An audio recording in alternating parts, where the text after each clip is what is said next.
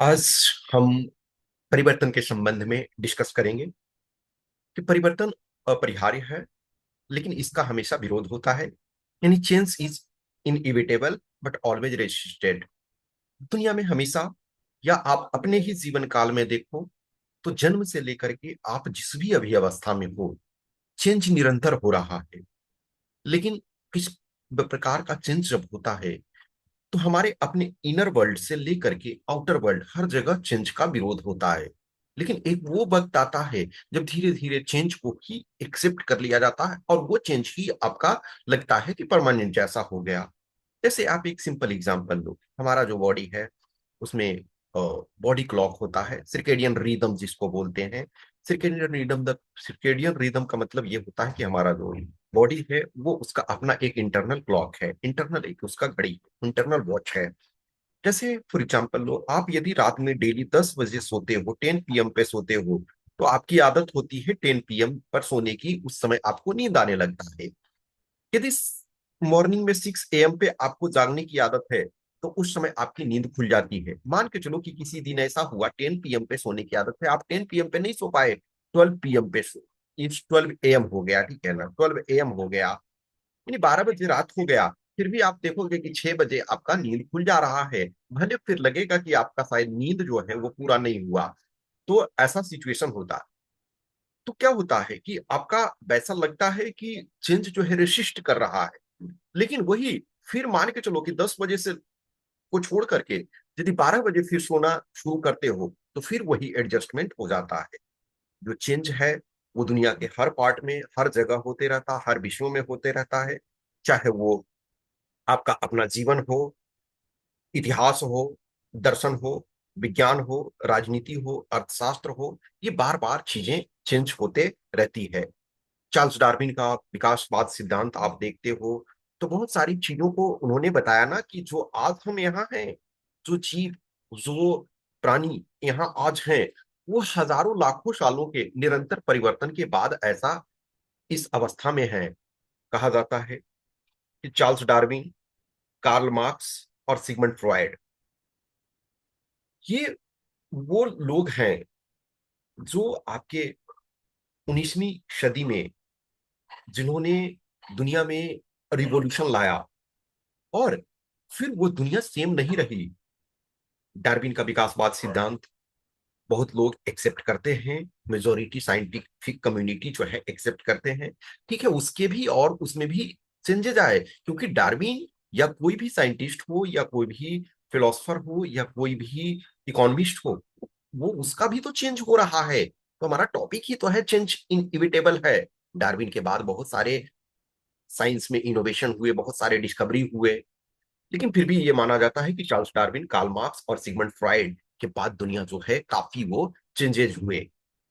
Charles Darwin कहते हैं कि विकासवाद का सिद्धांत उसका कहते हैं कि ऐसा नहीं है कि जो स्ट्रॉन्गेस्ट है, वो सबसे जो बलवान या बुद्धिमान है, वही जीवित नहीं रहता, बल्कि जीवित वह रहता है जो परिवर्तन के प्रति सबसे अधिक संवेदनशील है, जो परिवर्तन के लिए तैयार है, वही सरवाइव करेगा। जो परिवर्तन के लिए तैयार नहीं है वो सरवाइव नहीं करेगा। हमने आपको बताया था कल कि बहुत सारे जो वृक्ष हैं, आंधियां आती हैं, तूफान आते हैं, जो वृक्ष उन आंधियों और तूफानों को झेलने की क्षमता रखता है, जो झुकना जानते हैं, आंधी आया और वो झुकना जान गए, तो वो सरवाइव कर जाते हैं। और जो सीधा खड़ा रहते हैं आंधी और तूफान आने पर भी, झुकने की कला नहीं जानते हैं, वो वृक्ष टूट जाते हैं, वो वृक्ष जो है समाप्त हो जाते हैं। तो डार्विन कहते हैं कि हमें जो चेंज हो रहा, परिवर्तन हो रहा है, तो उसके प्रति संवेदनशील होना चाहिए। जो प्राणी, जो जीव, जो जंतु चेंज के प्रति संवेदनशील होते हैं, और वो सरवाइव करते हैं। अदरवाइज जो है वो आपका वो मीट जाते हैं। अल्बर्ट आइंस्टाइन कहते हैं कि scientific progress often requires abandoning old beliefs, but revolutionary ideas are initially resisted by the scientific community। जो डार्विन कहते हैं कि भाई, जो हमेशा आप नए जब प्रोग्रेस करते हो, तो ओल्ड बिलीफ को आपको छोड़ना पड़ेगा। लेकिन कोई भी रिवोल्यूशनरी आइडिया है, जो क्रांतिकारी आइडिया है, उसका साइंटिफिक कम्युनिटी भी विरोध करता है। जैसे बेस्ट एग्जांपल एक लो, मैक्स प्लैंक। मैक्स प्लैंक जो हैं वो भी नोबेल प्राइज विनर हैं। इनफैक्ट आइंस्टाइन के जो आसपास ही उनको भी नोबेल प्राइज मिला। लेकिन वो इनको जब आइंस्टाइन चूंकि जूनियर थे मैक्स प्लैंक के, उन्होंने बोला कि ब्रदर जो तुम कर रहे हो वो ऑलमोस्ट इम्पॉसिबल जैसा है, लेकिन यदि तुम कर ले गए तो वो रिवोल्यूशनरी आपका होगा। इसका मतलब क्या है कि आपके जो सीनियर हैं वो उस चीज को कर रहे हैं कि भाई जो कर रहे हो वो इम्पॉसिबल है, लेकिन शर्त में भी इन्होंने, ऐसा नहीं है कि सिर्फ निगेटिव उन्होंने बोला, पॉजिटिव भी बोला, लेकिन कर ले गए तो वो रिवोल्यूशनरी होगा। और उन्होंने, आइंस्टीन ने बहुत सारी चीजों को किया, लेकिन आइंस्टीन पर भी इंड नहीं हो गया। बहुत सारी चीजें आज भी चल रही है, चलती अभी रहेगी। ठीक है। तो परिवर्तन जो है जब होने लगता है तो आपका हमेशा विरोध होता है। जब बहुत सारी चीजों को अल्बर्ट आइंस्टाइन के पहले एक तरह से मेजोरिटी ऑफ चीजें न्यूटोनियन फिजिक्स पे चलती थी, न्यूटन के फिजिक्स पे वर्क करता था, लेकिन फिर जो है वो न्यूटन की चीजें जो आपका चेंज हुआ। ठीक है।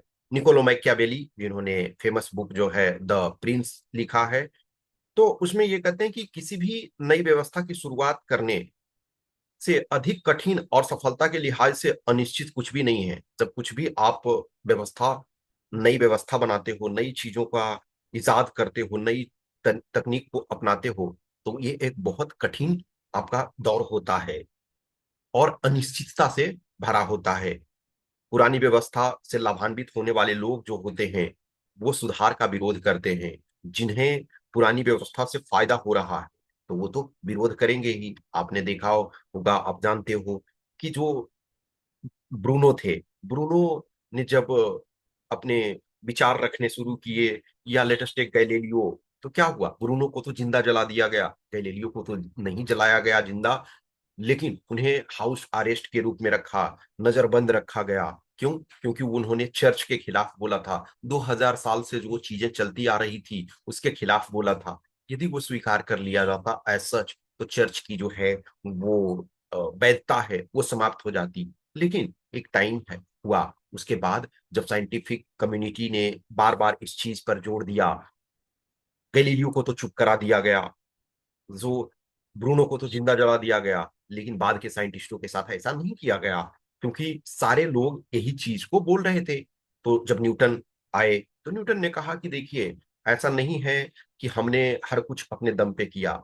मैं आज जो कुछ कह रहा हूं, जो कुछ देख रहा हूं, तो मैं विशाल पर्सनालिटी जो है, जायंट्स हमसे पहले जो हुए, उनके कंधे पे बैठ करके मैं ये चीज को देख रहा हूँ। ठीक है। तो महात्मा गांधी भी वो कहते हैं कि पहले वो आपको अनदेखा करते हैं, फिर वो आप पर हंसते हैं, फिर वे आपसे लड़ते हैं, अंत में आप जीतते हैं। इसका मतलब क्या है कि कोई भी चीज जो है, कोई एक्सेप्ट चीजों को नहीं कर पाते हैं। इजिली चीजों को एक्सेप्ट करना किसी के लिए भी, आपके लिए दिक्कत होता है। जब किसी चीज के संबंध में परिवर्तन होने लगता है तो शुरू में प्रतिरोध अवश्य होता है। ऐसा कुछ भी नहीं है कि जो इजिली स्वीकार किया जा सके। इजिली स्वीकार किया जो जा सकता है वो एक तरह से रिवोल्यूशनरी आइडिया नहीं है। जब तक किसी चीज का विरोध ना हो तो ये मानो कि शायद वो बहुत रिवोल्यूशनरी चेंज नहीं लाने वाला है। हम अपने ही दैनिक जीवन में देखते हैं। जैसे सिंपल एग्जांपल लो कि आप एक विद्यार्थी हो, आप एक स्टूडेंट हो, किसी कम्पिटिटिव एग्जाम का प्रिपरेशन करते हो। यदि आपके आसपास के लोग, मान के चलो कि कोई क्लर्कियल जॉब का एग्जाम का प्रिपरेशन करते हैं, तो यदि आप क्लर्कियल जॉब का प्रिपरेशन कर रहे हो आप भी, तो क्या है, आप कोई रिवोल्यूशनरी परिवर्तन नहीं ला रहे हो, आप कोई चेंज नहीं ला रहे हो। आपसे पहले के लोग जो कर रहे थे आप वही कर रहे हो, तो आपका पूरा ग्रुप जो है उसको एक्सेप्ट करता है। लेकिन मान के चलो कि आप में ऐसा ख्याल आया कि नहीं, मुझे आईएएस बनना है, मुझे एक बड़ा साइंटिस्ट बनना है, मुझे एक बड़ा जर्नलिस्ट बनना है, मुझे एक फॉरेन यूनिवर्सिटी में जाना है पढ़ने के लिए, ऑक्सफोर्ड, हार्वर्ड और एमआईटी। तो क्या होगा, जो आपके आसपास के लोग होंगे वो विरोध करेंगे। विरोध इस वजह से नहीं करेंगे कि आपसे उनको जलन हो रही है, विरोध इस वजह से करेंगे क्योंकि वो आपको अपने नजरिए से देख रहे हैं। आपको उन्होंने देखा, यस ये तो हमारे आसपास ही है, और यदि हम एक क्लर्कियल जॉब का प्रिपरेशन कर रहे हैं, तो ये इतना इससे कैसे पॉसिबल हो सकता है? बोलेगा, आपको बोला जाएगा कि देखो तुम एक ऐसे परिवार से आते हो, एक ऐसे बैकग्राउंड से आते हो जहां हम बड़े ड्रीम अचानक नहीं देख सकते हैं। हम एक साधारण परिवार से आते हैं, तो पहले हमें वो अचीव करना चाहिए जो हमारे बस में हो। लेकिन जब आप उनके बातों को नहीं मानते हो और अपने आप बड़े लक्ष्य की ओर अग्रसर रहते हो, तो मे बी बहुत सारे लोग हैं जो आपका विरोध करेंगे, आपसे शायद दोस्ती ना रखें। लेकिन जब आप अपने ही जिद पे अड़े रहोगे, लेकिन जिद पे अड़े रहने का ये मतलब नहीं है कि आप सिर्फ आपके मानने से हो जाएगा। जब आप रेगुलर रूप से उस पर मेहनत करते हो और आप वहां पहुंच जाओगे जहां आप पहुंचना चाहते हो, तो वो लोग जो शुरू में आपका विरोध कर रहे थे, वो फिर आपकी प्रशंसा करने लगेंगे कि यस, हम लोग ने को लगा था कि शायद पॉसिबल नहीं है, लेकिन तुमने अपने मेहनत से ये साबित कर दिया है। तो ये जो चीजें जो होती है उसको लोग एक्सेप्ट करते हैं। अमेरिका के जो राष्ट्रपति, पूर्व राष्ट्रपति हुए जॉन एफ कैनेडी, वो कहते हैं परिवर्तन जीवन का नियम है। और जो केवल अतीत या वर्तमान की ओर देखते हैं, वे निश्चित रूप से भविष्य से चूक जाते हैं। कहा जाता है कि प्रगति के लिए परिवर्तन को स्वीकार करना आवश्यक है, न कि उससे डरना। जो परिवर्तन है, हो रहा है, हमको उसको स्वीकार करने की जरूरत है। एक वक्त आप देखते थे कि बहुत सारे साधारण बीमारियों से हजारों लाखों लोग मर जाते थे। जो स्मॉल पॉक्स है, डायरिया है, पोलियो है, वो एक क्या है, जानलेवा हो जाता था। आज की डेट में साइंटिस्ट के प्रयास से और समाज की स्वीकार्यता और गवर्नमेंट सरकार के सहयोग से आज ये पॉसिबल हो पाया है। मार्टिन लूथर किंग जूनियर बोलते हैं कि मानव प्रगति कभी भी अनिवार्यता के पहियों पर नहीं चलती। यानी कि जो है कि ऐसा नहीं है कि आप ये मानो कि ये अनिवार्य है।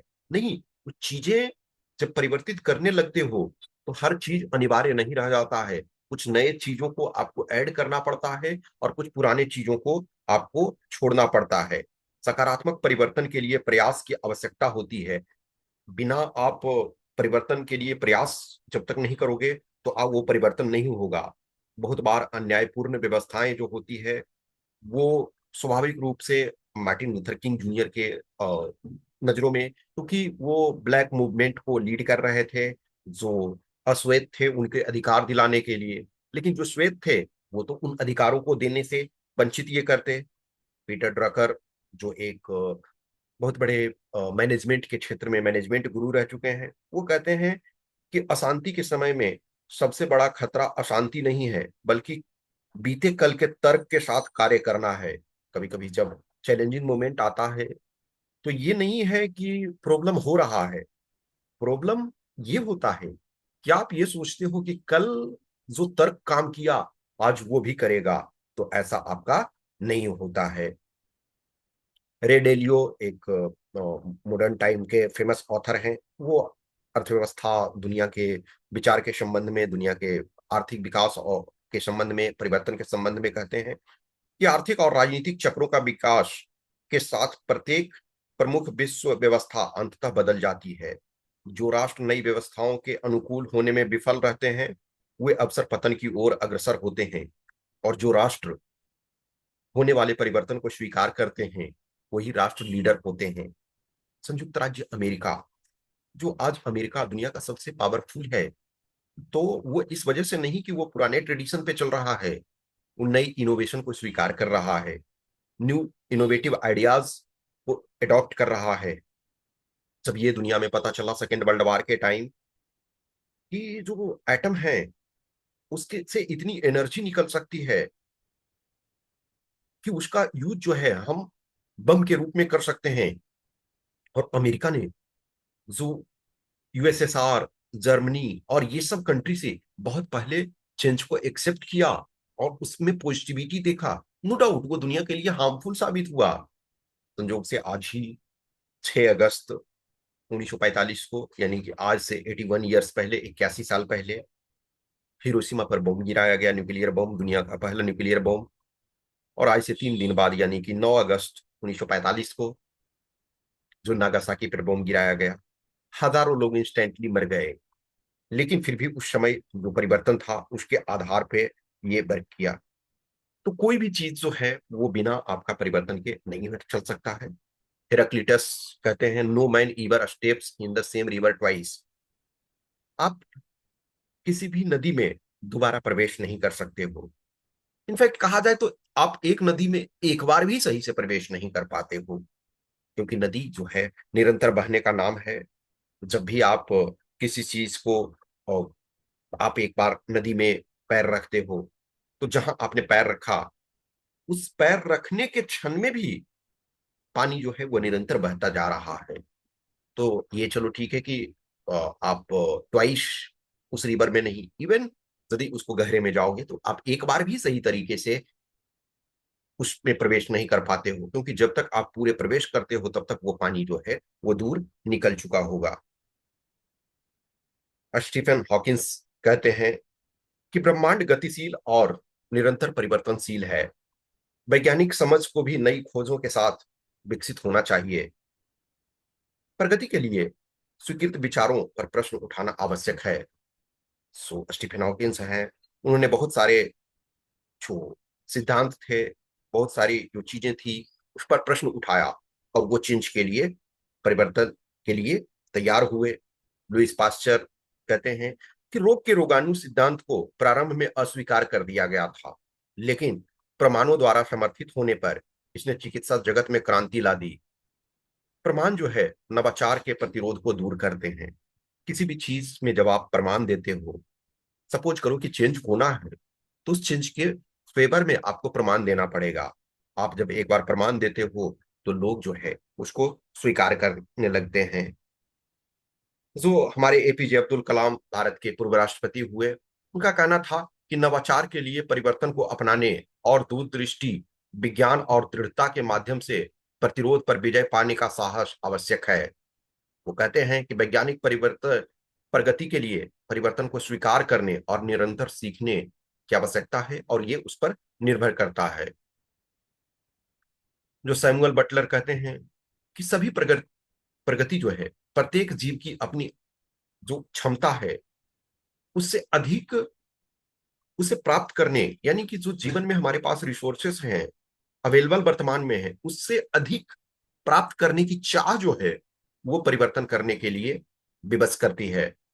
फ्रांसिस बेकन कहते हैं कि दुनिया में जो है ज्ञान जो है, knowledge is not just for sake of knowledge, knowledge power के लिए आवश्यक है। और आपके पास जितना ज्यादा नॉलेज है आपके पास उतना पावर है, और आप दुनिया में उतना परिवर्तन ला सकते हो। जो फ्रांसिस बेकन है, उनका जो साइंटिफिक टेम्परामेंट है, उसने ऑलमोस्ट इंटायर यूरोपियन जो कंट्रीज है उसमें उसने चेंज लाया, और लोगों को एक तरह से बाध्य किया अपने विचारों से, फ्रांसिस बेकन ने, कि आपको परिवर्तन लाने की आवश्यकता है। विज्ञान में जो परिवर्तन है उसको ज्यादा आसानी से स्वीकार किया जाता है। एक वैज्ञानिक है लेटेस्ट एक, और उस वैज्ञानिक का किसी भी दूसरे वैज्ञानिक ने उसे गलत साबित किया, सामान्यतः वैज्ञानिक जो है गुस्सा नहीं होते हैं, उन्हें खुशी होती है कि यस, हमारा जो विचार था, हमारा जो खोज था, उसको आगे बढ़ाने में मदद किया गया। लेकिन बहुत बार जो हम धर्म के संबंध में देखते हैं, बहुत बार जो रूढ़ियों के संबंध में देखते हैं, बहुत बार जो हमारे अंधविश्वास चल रहे हैं, तो उसमें विरोध जो है ज्यादा होता है, और लोग उसको परिवर्तन नहीं करना चाहते हैं। जिसको जिससे धंधा चल रहा है, जिससे जिसको दुकान चल रहा है, वो उस दुकान को अपना चलाते रहना चाहता है। तो जिसको परिवर्तन से, जिसका दुकान चलना बंद होगा, तो वो परिवर्तन का विरोध करेगा। ऐसा ये नहीं है कि सिर्फ हम इसको अदर फिलोसफिकल और साइंटिफिक डायमेंशन में, हम अपने जीवन काल में ही सोचें, हम अपने ही लाइफ में सोचें कि क्या हम जो कल थे आज वही रहना हमारे लिए सही है? नहीं। इनफैक्ट देखो, जहां भी आप किसी भी जगह में जाते हो, किसी भी पोजीशन में होते हो, तो आप परिवर्तन चाहते हो ना। आप यदि नीचे के पद पे गए हो तो आप ऊपर जाना चाहते हो, आप प्रमोशन चाहते हो। एक टाइम ऐसा आता है कि आप टॉप पोजीशन पे जाना चाहते हो। कोई एक पर्सन है प्यून बने, उसके बाद वो क्लर्क बनना चाहेंगे, वो क्लर्क बनने के बाद जो है जूनियर ऑफिसर बनना चाहेंगे, सीनियर ऑफिसर बनना चाहेंगे, उसके बाद टॉप पोजीशन पे, मान के चलो जुडिशियरी में कोई जा रहे हैं तो पहले वकील हैं, फिर सोचेंगे जज बन जाएं लोअर कोर्ट में, फिर धीरे धीरे करके सोचेंगे हाई कोर्ट में जज बन जाएं, फिर सोचेंगे सुप्रीम कोर्ट में जज बन जाएं, फिर सोचेंगे सुप्रीम कोर्ट के चीफ जस्टिस बन जाएं। एक आदमी मुखिया का चुनाव लड़ना स्टार्ट किया या वार्ड मेंबर का चुनाव लड़ना स्टार्ट किया, वो फिर विधायक बनना चाहेगा, फिर वो मंत्री बनना चाहेगा, मुख्यमंत्री बनना चाहेगा। हर पर्सन जो है परिवर्तन चाहता है, लेकिन परिवर्तन के चाहने के लिए हमें मेहनत करने की आवश्यकता होती है और हमें बहुत सारे विरोध भी झेलने पड़ते हैं। तो ये सारी कुछ चीजें हैं, कुछ ओपिनियंस हैं। धीरे धीरे जैसे जैसे हम आगे बढ़ेंगे, आगे और चीजों को ऐड करते चलेंगे। आपको उनको समझने की जरूरत है, आपको अपने जीवन में कुछ फायदे हो रहे हैं तो उसे सीखने की जरूरत है। ठीक है, कुछ क्वेश्चंस क्यूरी डाउट्स होता है तो आप कमेंट कीजिए। जितना आप अच्छे बुरे जो भी हैं, किसी चीज को जब हम स्टार्ट करते हैं तो शुरू में कम लोग जुड़ते हैं, फिर धीरे धीरे ये काफिला जो है, ये परिवार जो है वो बड़ा होता जाता है। तो आपका एक लाइक, आपका एक कमेंट, आपका एक शेयर, और आप यदि सब्सक्राइबर नहीं हो तो आप सब्सक्राइबर जब बनते हो, सब्सक्राइब करते हो, तो वो मोटिवेशन देता है।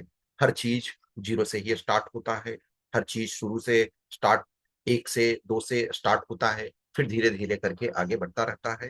तो ये यात्रा हमारी जो है वो चलती रहेगी, जैसा कि मैंने आपको बोला था कल। अब जो है इसमें रेगुलरिटी रहेगी। ठीक है, ओके, थैंक यू।